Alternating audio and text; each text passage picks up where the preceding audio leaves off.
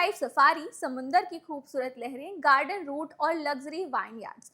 अगर आप भी साल 2026 में विदेश घूमने का प्लान बना रहे हैं तो साउथ अफ्रीका आपके लिए एक बेहतरीन और आसान ट्रैवल डेस्टिनेशन बनने जा रहा है। दक्षिण अफ्रीका टूरिज्म ने भारतीय पर्यटकों को लुभाने के लिए एक बड़ा मास्टर प्लान तैयार किया है। हाल ही में जयपुर में आयोजित ब्रिक्स टूरिज्म वर्किंग ग्रुप की बैठक के दौरान साउथ अफ्रीकन टूरिज्म के सीईओ स्माइल डोकरात ने एक ऐलान किया है कि साउथ अफ्रीका 2026 में 1 लाख इंडियन ट्रैवलर्स को मेजबानी करने का लक्ष्य लेकर चल रहा है। जहां 2025 में लगभग 70,000 इंडियंस वहां गए थे, तो वहीं अब ये संख्या प्री पैंडेमिक लेवल को छूने की तैयारी में है। लेकिन सवाल यहाँ ये उठता है कि इंडियन ट्रैवलर्स के लिए साउथ अफ्रीका का ये नया मिशन आखिर इतना खास क्यों है और क्या आपको भी मौका मिलेगा? चलिए जानते हैं आज के इस वीडियो में और ये सारी चीजें आसान भाषा में समझते हैं।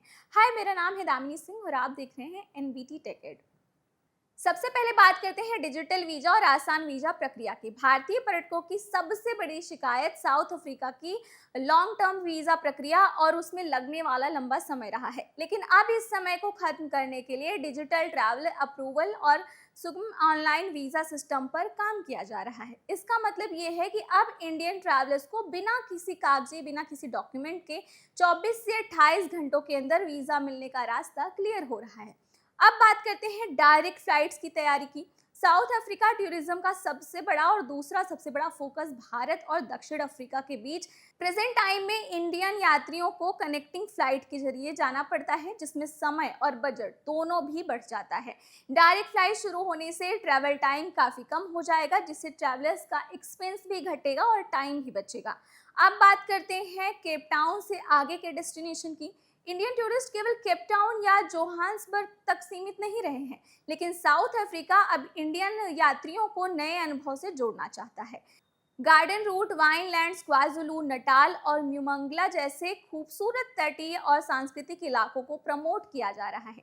यानी अब आप सफारी के साथ साथ adventure sports, food and wine tourism और कल्चरल हेरिटेज का लुक उठा सकते हैं। इसके अलावा यंग ट्रैवलर्स डेस्टिनेशन, वेडिंग और कॉर्पोरेट एमआईसी पर भी फोकस भारत के यंग यात्रियों और न्यू एज ट्रैवलर की पसंद तेजी से बदल रही है। सिर्फ फैमिली ट्रिप ही नहीं, बल्कि इंडियन युवाओं में अब adventure, road trip, luxury honeymoon और डेस्टिनेशन वेडिंग का क्रेज भी बढ़ रहा है। इसके अलावा भारतीय कंपनियों में कॉर्पोरेट इवेंट्स और एमआईसीई और इसके साथ टूरिज्म भी साउथ अफ्रीका के कुल टूरिज्म में 45% का योगदान दे रहा है। अब बात करते हैं टीयर 2 और टीयर 3 शहरों की, जिन पर खास नजर साउथ अफ्रीका टूरिज्म पर अब केवल दिल्ली और मुंबई तक सीमित नहीं है।